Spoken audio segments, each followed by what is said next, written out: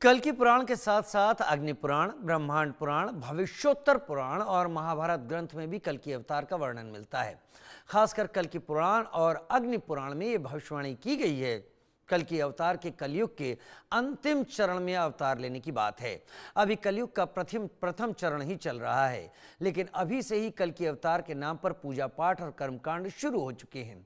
कुछ संगठनों का दावा है कि कल्कि अवतार के प्रकट होने का समय नजदीक आ गया है और कुछ का दावा है कि कल्कि अवतार हो चुका है। इन सब के बीच जगत गुरु रामभद्राचार्य ने वैशाख शुक्ल पक्ष की द्वादशी तिथि को दोपहर 12 बजे अभिजीत मुहूर्त में ग्रह नक्षत्र अनुकूल होने पर भगवान के अवतरण की तिथि घोषित की। रामभद्राचार्य का कहना है कि हमारे शास्त्रों के मुताबिक कल्कि भगवान का अवतार संभल नगरी के कंबोज ग्राम में विष्णु, यश और सुमति के गर्भ से होगा। उन्होंने कहा कि जब जब भगवान धरती पर आते हैं तब तब असुरों, दैत्यों और म्लेच्छों का विनाश होता है। भगवान स्वधर्मियों की रक्षा करते हैं और गौ, ब्राह्मण, संत, सज्जन के दुखों का दमन करते हैं। रामभद्राचार्य की भविष्यवाणी के बाद तरह तरह की बातें अब सुनने को मिल रही हैं। भगवान का जन्मदिन मनाना पड़ेगा। वैशाख शुक्ल पक्ष द्वादशी कौन जन्म तिथि है बोलिए मत श्रोताओं, ऊंचे बोलिए। वैशाख शुक्ल पक्ष और द्वादशी, उसी समय अभिजीत मुहूर्त में, आज की भाषा में 12 बजे दिन में सुमति माता के यहां एक बालक आया, धनुर्बाण तलवार लिए हुए। ब्रह्मा जी ने कहा भी छोटे से बालक बन जाइए, 2 भुजाएं, आ गया बालक, कल्कि आ गए।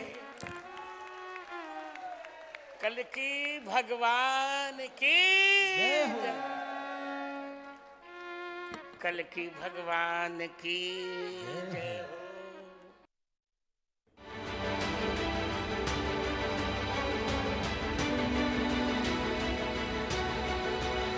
संभल में कल की कथा चल रही है और रामभद्राचार्य जी इस कथा को सुनाने के लिए यहाँ पर पहुंचे हैं। कथा को सुनाया जा रहा है। हमारे साथ बात करने के लिए कल की पीठाधीश्वर आचार्य प्रमोद कृष्णम जी भी हैं। और कल रामभद्राचार्य जी ने यहाँ से एक बड़ी घोषणा की है। आचार्य जी से जानेंगे क्या वो घोषणा है, क्या उसका महत्व है। आचार्य जी कल उन्होंने महत्वपूर्ण घोषणा। देखिए, बहुत ही अद्भुत उद्घोषणा है, विलक्षण है और अकल्पनीय है। भारत के लिए नहीं, पूरे विश्व के लिए, पूरे सनातन के लिए भगवान का अवतार इस धरती पे होगा, ये तो पुराणों में लिखा और सबने पढ़ा था। लेकिन श्रीमद् जगत गुरु श्री रामभद्राचार्य जी ने जो कल बात कही है, वो तो एक तरह से ऐसे है जैसे अंधेरे में एकदम सूर्योदय हुआ हो, घोर अंधकार को चीरते हुए। उन्होंने कहा कि जो तिथि श्री कल्कि जयंती के रूप में सरकारों द्वारा छुट्टी की गई है, छुट्टी में की जाती है, वह तिथि ठीक नहीं है। भगवान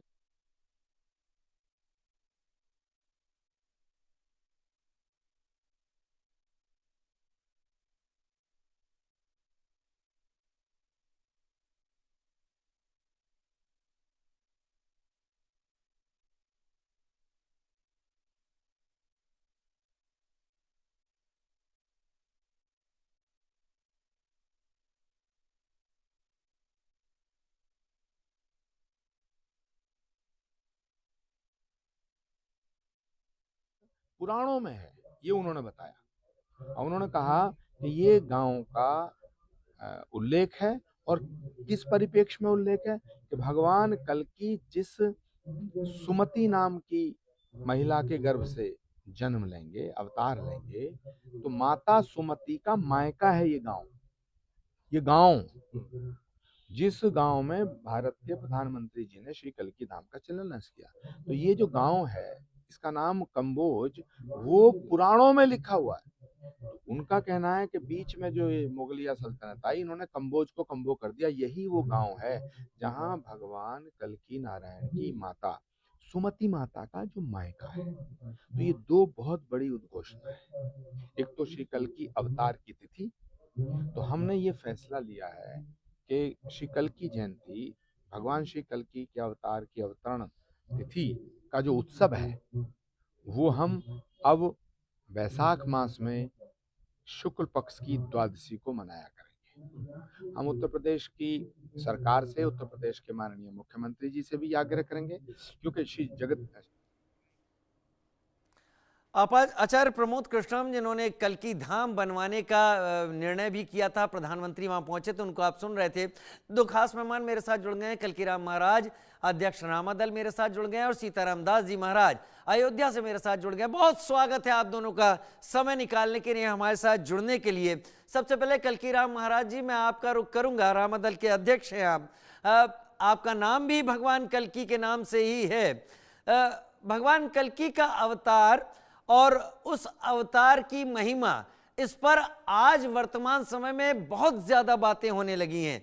रामभद्राचार्य जी ने जो कहा है उसको लेकर भक्तों में एक हर्ष भी है और भक्तों में एक कंफ्यूजन भी पैदा हुआ है कि अगर प्रथम चरण कलयुग का भी चल रहा है तो कलयुग के आखिरी चरण में जो जन्म होना था वो कौन सा होना था। जरा आप विस्तार से जानकारी दें कल्की राम जी।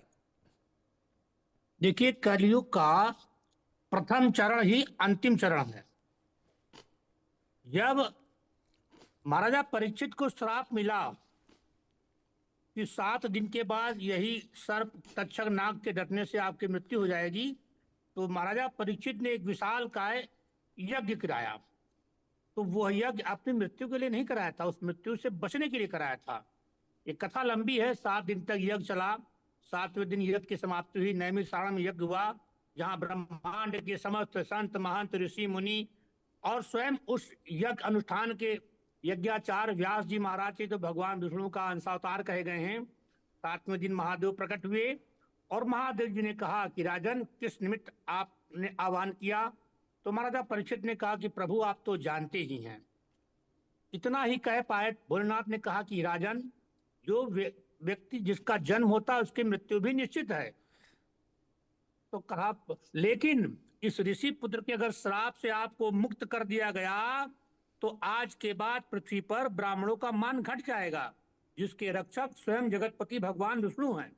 महाराजा परीक्षित विद्वान तो थे ही, धर्मात्मा शासक भी थे। 7 दिन की भागवत कथा में अनुष्ठान में वो कलयुग का पूरा वृतांत सुन चुके थे। तो उन्होंने कहा कि हे प्रभु, आप अगर मुझ पर प्रसन्न हैं और जब मेरे जैसा व्यक्ति जो कलयुग के आगमन मात्र से ही जाना मेरा सुनिश्चित हो गया तो भविष्य में तो बहुत त्रास देगा।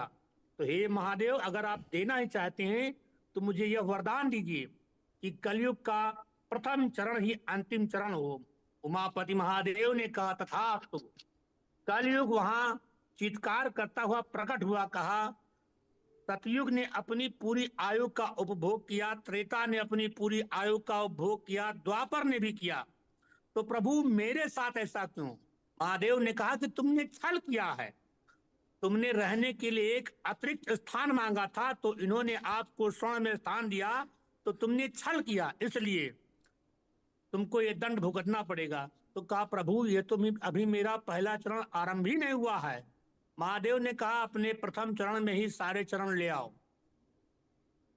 कलयुग के अंतिम चरण में था कि 52 अंगुल के लोग होंगे, पिता पुत्री का भेद खत्म हो जाएगा। तो आज वह समय आ गया, सुई से खेती हो रही है, हर तीसरा आदमी 52 अंगुल का ही है। तो कलयुग का प्रथम चरण ही अंतिम चरण है।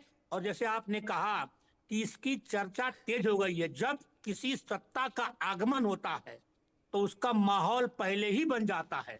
भगवान कल्की का अवतार होना, ठीक है, मैं सीताराम दास जी का रुख कर लेता हूँ। सीताराम, आपको भी चर्चा में, सीताराम दास जी को भी चर्चा में ले लेता हूँ। सीताराम जी, जो अलग अलग पुराण हैं वो संभल के पास भगवान कल्की के अवतार होने का दावा नहीं करते हैं। ये हमारे पुराणों में बहुत पहले से लिखा हुआ है। अभी रामभद्राचार्य जी जो कि धर्म के बहुत बड़े मर्मज्ञ और ज्ञाता कहे जाते हैं, उन्होंने जो कहा है, क्या उस हिसाब से मैं ये मानूं कि भगवान कल्की जन्म ले चुके हैं? देखिए, पूज्य जो जगत गुरु भगवान श्री राम भद्राचार्य जी जो महाराज कह रहे हैं, ठीक है, उनका एक परिप्रेक्ष्य जो है सही है। वास्तव में जो श्रीमद् भागवत में वर्णन है कि जिस समय सूर्य, चंद्र और बृहस्पति एक ही साथ जो है पुष्य नक्षत्र में एक राशि पर एक पल में प्रवेश करेगा, उसी समय भगवान का प्राकट हो जाएगा। और ऐसा भागवत में जो है द्वादश स्कंध में वर्णन है, द्वितीय अध्याय में। और धर्म की रक्षा के लिए, सत्य की रक्षा के लिए कहीं न कहीं भगवान का प्राकट हो चुका है, उसमें कोई संशय नहीं है, क्योंकि उनके पास दिव्य शक्ति है, दिव्य चक्षु है। जो वह कहते हैं वह काट कहते हैं, कोई उनको तर्क से काट नहीं सकता है। निश्चित रूप से भगवान का प्राकट हो चुका है। ऐसा लग रहा है कि धर्म के रक्षा के लिए धर्म त्राणाय सत्वेन भगवान अवतरिष्यति, ऐसा भागवत में वर्णन है। धर्म त्राणाय साधुना जन्म कल्पानुपत्तये, जो है साधु संत पुरुषों की जन्म मृत्यु के निवृत्ति के लिए भगवान कली का अवतार होगा।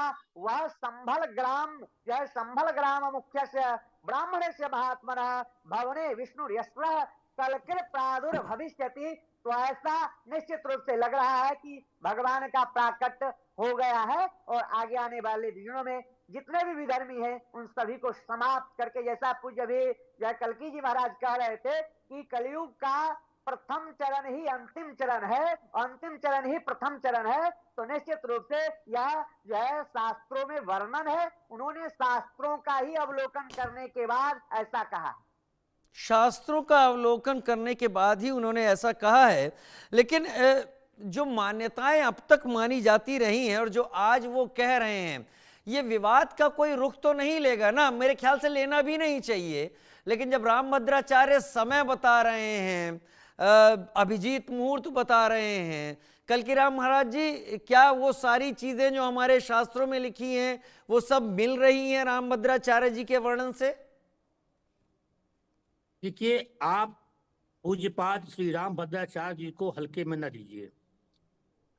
जिस व्यक्ति ने संसार न देखा हो, ग्रंथों का जिसको अवलोकन हो, तो उनको हल्के में न ले। और महावीर हनुमान जी की उन पर असीम कृपा है। मैं तो अभी तक नहीं मिला हूं, शायद जीवन में कभी अवसर मिलूं, लेकिन जो मैंने सुना है कि व्यक्ति उनके पास जाता नहीं, वो स्वयं जान जाते हैं कि कौन आया है मिलने। तो अगर वो अपने मुंह से ऐसी बात कर रहे हैं तो उसमें संशय होना भी नहीं चाहिए। और यह तो तय है कि कलयुग में ही भगवान का अवतार होना है, और अवतार के समय जो ब्रह्मांड का दृष्टिकोण वर्णित है, जो गुणों का है, वो वर्तमान में घटित हो रहा है। तो इसलिए मानवता त्राहि त्राहि करेगी। आप देख रहे हैं, अखिल विश्व का भूगोल उठाकर देखिए, मानवता त्राहि त्राहि कर रही है।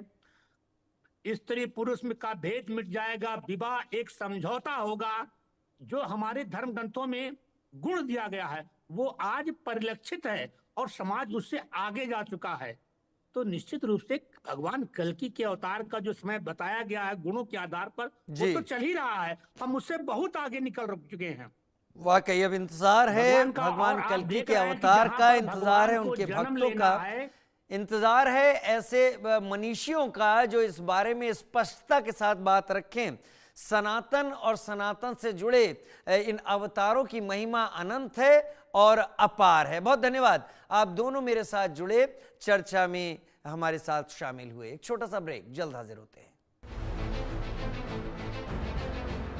मेहनत और समर्पण के प्रतीक अन्नदाता